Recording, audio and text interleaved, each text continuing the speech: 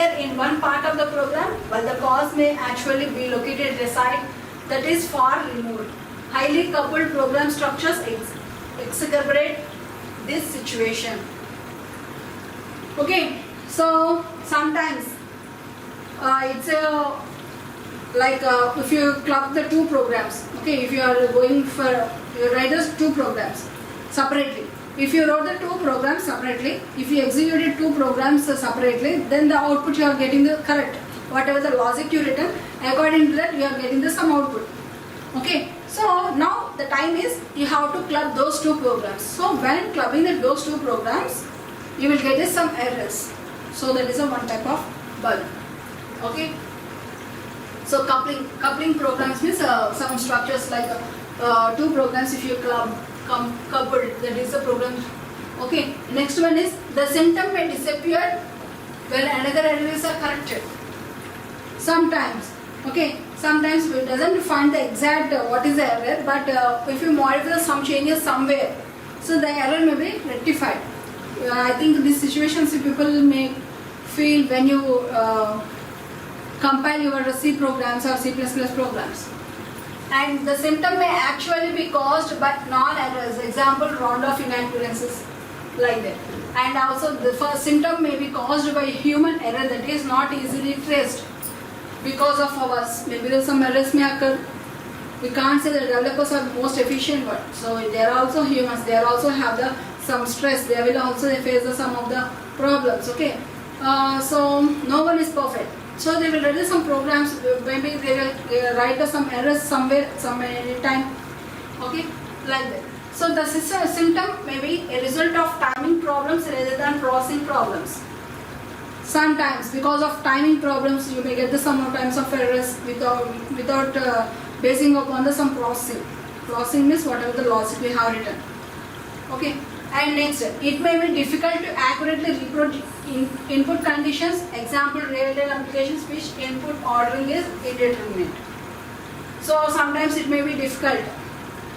So whatever the input you are giving, so what type of input I have to give, so then what type of output I will give, I will get. So like that we will get some conditions for real-time applications, not web, real-time applications. In real-time applications, real-time applications means whatever the process we are using now. So okay, phones, that is a real-time application, like so what are the things they are newly developing. Okay, and next coming to the symptom may be intermittent. This is particularly common in embedded systems that couple hardware and software inextricably. So embedded systems means like IoT. So embedded systems are basing upon embedded systems, IoT chemical systems. Okay. So embedded systems means, for example, we can say embedded systems. You will be able to see some display boards. So it will LEDs. Okay. So the way of flowing of the words, welcome to India, like that, or welcome to something. Okay. Some of the instructions will give when you go for some shopping malls or when you go for out. So some shops will keep some boards, display boards. So okay, those are based upon some embedded systems, okay, or LCD, displaying of the LCD. Example is, the best example is in railway stations you will get some display of the trains. Okay, that is called as some embedded system application. Okay, so embedded system is nothing but having the hardware and software. Basing on the hardware. Hardware means whether the chips or resistors or capacitors, whatever you are using, those are called the hardware parts. So a combination of the hardware and software. So at that time you may get some type of errors. Okay, and also the symptom may due to causes that are distributed across a number of tasks running on different processes. So different tasks. So okay, one program I run in Java, one program I run in C++, one program I run in Python. Okay. So in different process I got this output as correctly, but when I use in the same environment, so may I get some errors, okay, that called as some bugs. Bugs are nothing but errors, okay. So this is the process of character, some of the characteristics in order to identify the bugging. So now going for the software testing fundamentals. So what is the software testing fundamentals? So the goal of testing is to find errors, and good test is one that has high probability of finding an error. So why we are doing the testing? So what is the purpose of testing?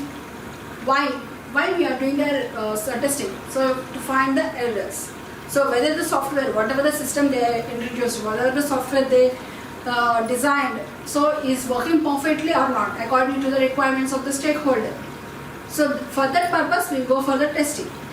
Okay. So testing is nothing but it is to find the errors and also a good test. So after performing some test, we have the different types of the test: unit testing, white box, system testing, black box, regression testing.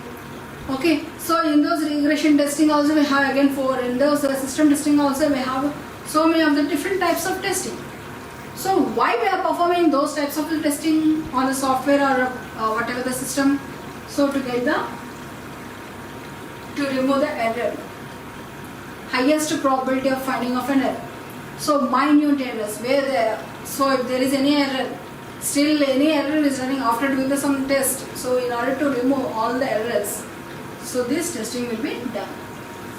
So first one is testability, second one is operability, observability, controllability, decomposability, simplicity, stability, understandability. So these are the testing fundamentals. So first one is testability. So what type of testing we have to perform on this, whatever the software or product. So whether it can able to test. So that means it is usable for testing. So then what type of testing we can do? Whether it is a web applications, we have the different testing. Whether it is a software, we have the different testings. So on that also we have to go for the different testings. Okay. And next one is operability.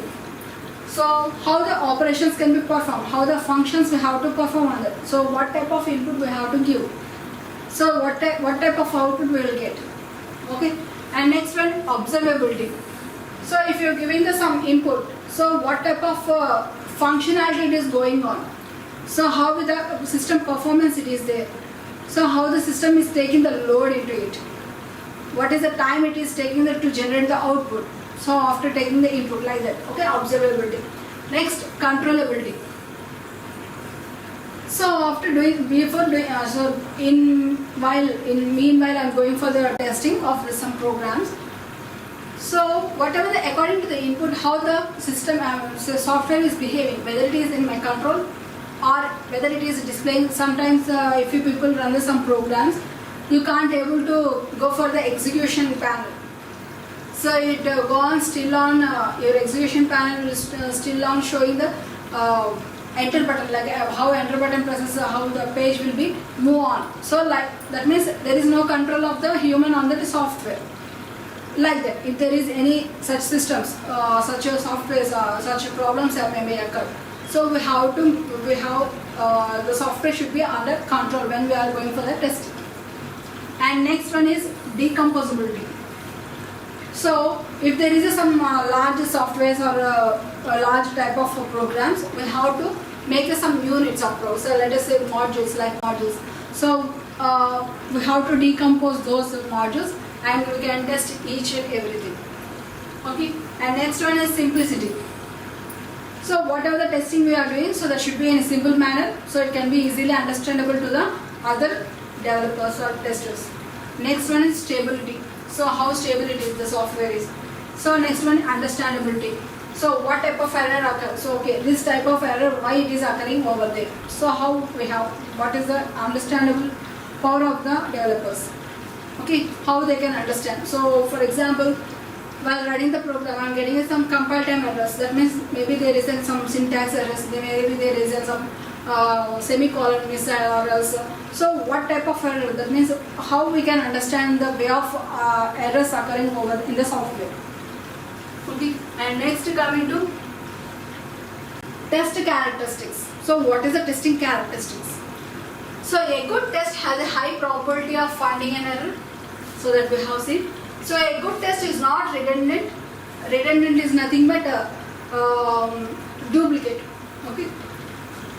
So testing time and resources are limited. So for example, we have the different tests. So if the software, whatever the software or whatever the application, if you want to perform so many of the testing, so not applicable. Okay. So if it is web application, we have to go for the only some testing whatever it is applicable over there. So there is a testing time for each and every web application or whatever the software you are using, and the resources are limited. Resources means whatever the resources we are using. For example, some testing tools we will use, automation tools. So those resources will be some limited one. Okay, a good test should be best of breed.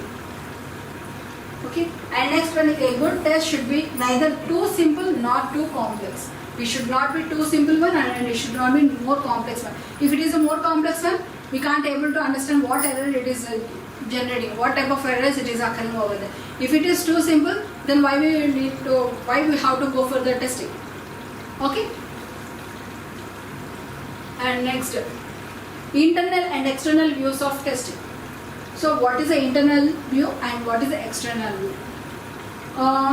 For example, laptop. So laptop will have the two views. One is internal, one is external. External is outer one. Internal means motherboard, whatever the slots we have discussed, RAM, everything. Okay. So let us see that. So any engineering product can be tested in one of two ways. Any engineering product.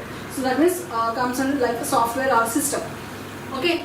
First one is two ways. We said that two ways. First one is knowing the specified function that product has a design to perform test can be connected that to demonstrate each function is fully operational while at the same time searching for errors in each function.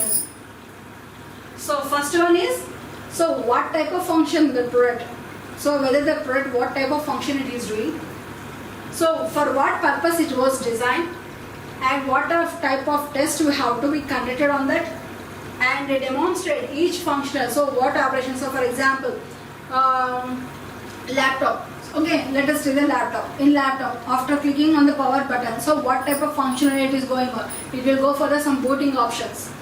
Okay, so it will the operating system will check overall the system files, everything. So whether all are safe or not. So whether it is, if it is some problems, then it will go for the give the some errors like this. Like that, every functionality we have to know each and every step.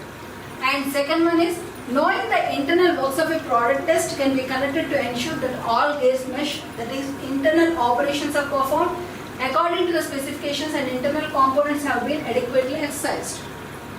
So what are the internal components? So how motherboard will, when power button is clicking on, so we said only operating system. So not operating system, how the motherboard will react to it.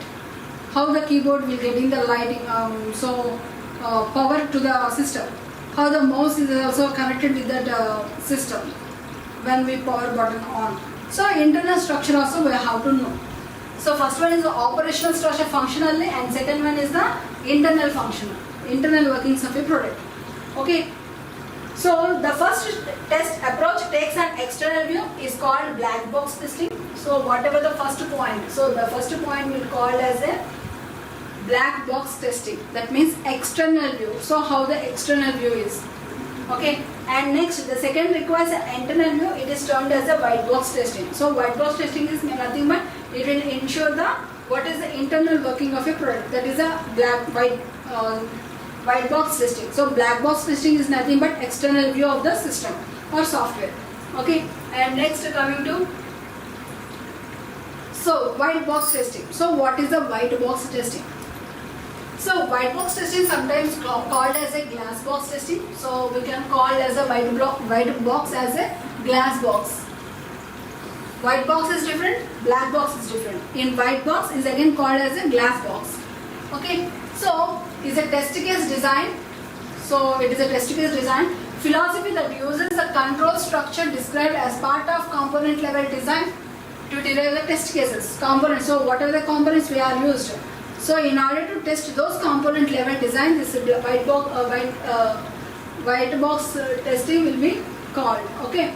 So using a white box testing methods, we can derive the test cases. So what type of test cases we can get? So in order to perform the white box testing. Okay. So first one is guarantee that all independent paths within a module have been exercised at least once. So whatever the paths in that. Okay, exercise all logical decisions on their true or false sides. So what is the logical decisions we have given? So whether those are true or false, or working correctly or not.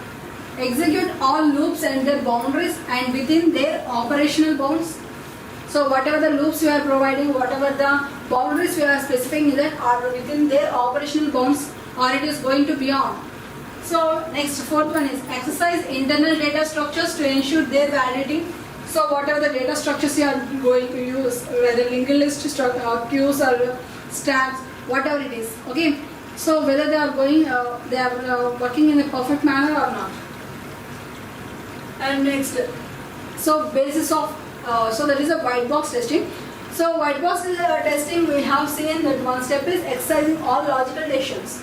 So how the path is known to that logical decisions, that is, we'll see, that is the thing here, basis path testing, graphical notations. So graphical notations are nothing but say flow chart. In flow chart you will have some decision path like rhombus.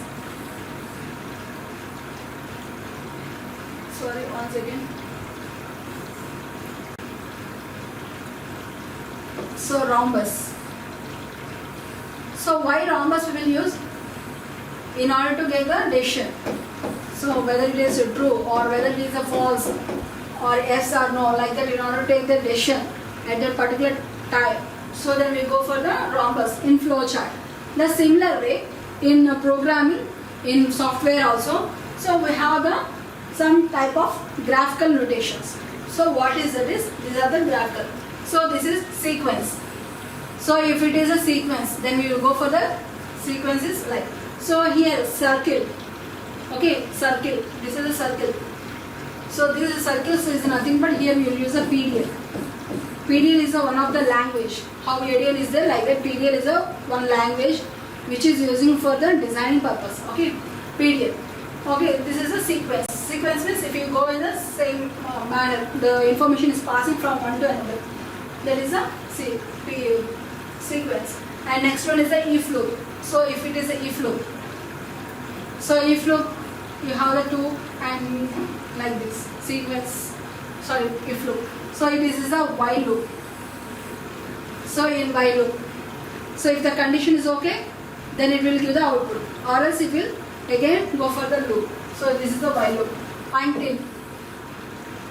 So until this condition is satisfied, you have to get the output. And this is a case, like switch cases. So case 1, if the case 1, so for example, if you have some x variable you take. So basing on this x variable, if it is x is not y or some variables, whatever the thing, so that is a switch case. So these are the different types of the notations they will use in the graphical notations. That means in design, in order to show the, so this program we will have this type of, we have to represent in the graphical flow. Okay, these are the graphical notations for sequence, if, while, until and case. So these are useful for the PDL language. PDL means some program description language. Okay, and next coming to, so flow graph notation. So how the graph notations will be seen. So how the flow charts you will draw for some.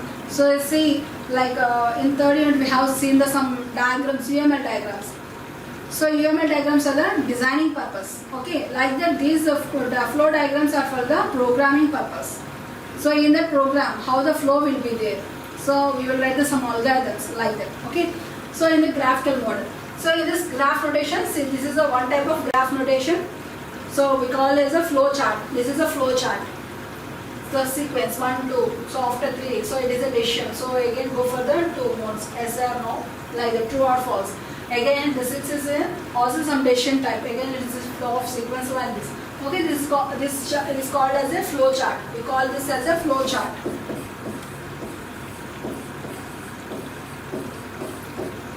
And next, this is a flow graph. Graph is different, chart is different. In chart, you will use only rhombus and rectangles. For rectangles is for the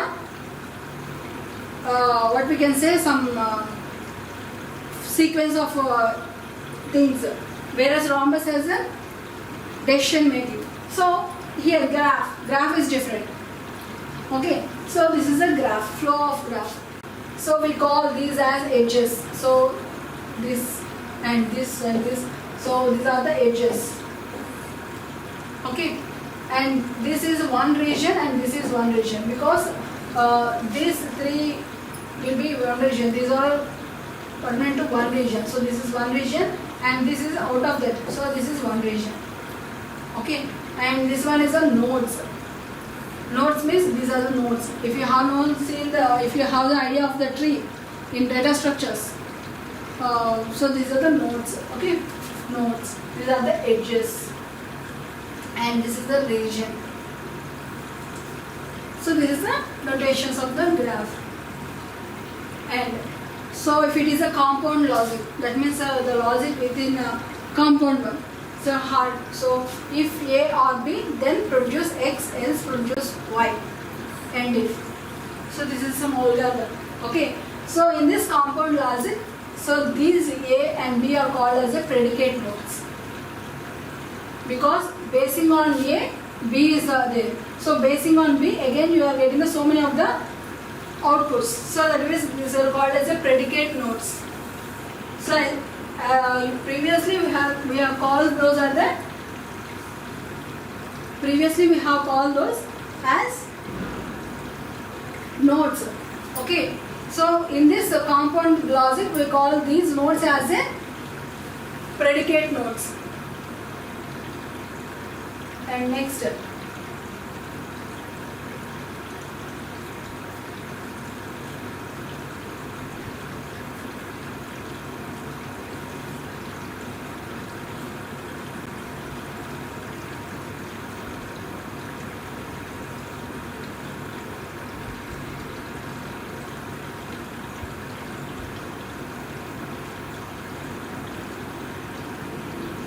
next one is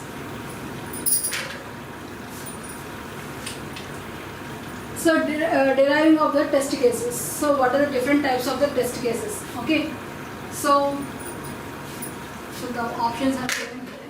Okay, next we will go for the test cases. So what is the test cases? Up to now we have seen what are the graph notation, what is the flowchart notation. Now we will go for the what are the deriving test cases. So we have said that there are some test cases we have right. So what are those? How we can do derive? Okay, using the description, using the design or code as a foundation, draw a corresponding flow graph.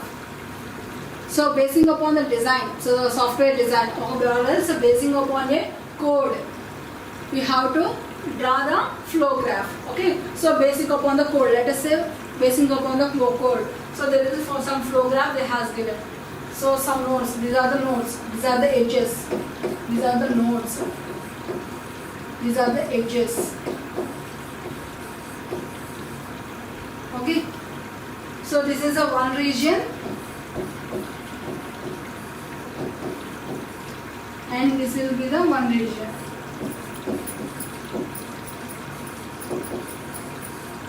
Okay, like this. So a flow graph is created using the symbols and construction rules. A flow graph is created by numbering those PDL statements. PDL is program description language that will be used for the designing purpose. Okay, that will be mapped into corresponding flow graph nodes. The corresponding flow graph is as shown. So this is a flow graph. Okay, and next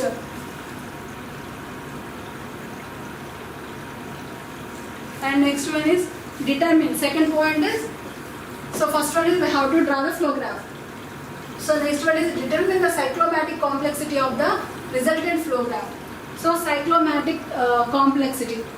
So that is one of the word, cyclomatic complexity. So in order to get the cyclomatic complexity, we have to know. So cyclomatic complexity will be denoted as V of G. Okay. So E is nothing but edges. N is for nodes. Okay, next P. P is nothing but predicate nodes. Okay, so V of G is equal to, see here there is a one formula. Okay, so V of G is equal to E minus N plus 2. Okay, that is complexity, compound conditions. Based upon the conditions we have to derive this. So how many regions are there? 6 regions. Basing upon the flow chart, like a flow chart what we have drawn, here. Okay, so this is the flow graph. In this flow graph, we have the 11 nodes. Okay, so compound in these 11 nodes, so we have the 6 regions in that. So we have the 7 edges and 13 nodes. So basing upon that 17 minus 13, 4 plus 2, 6. And predicate, if you have seen the predicate nodes, basing upon the predicate nodes, what is the cyclomatic complexity? So basing upon the predicate nodes, 5 predicate nodes are there, plus 1 is equal to 6. Basing upon this graph. Okay. So we have 13 nodes.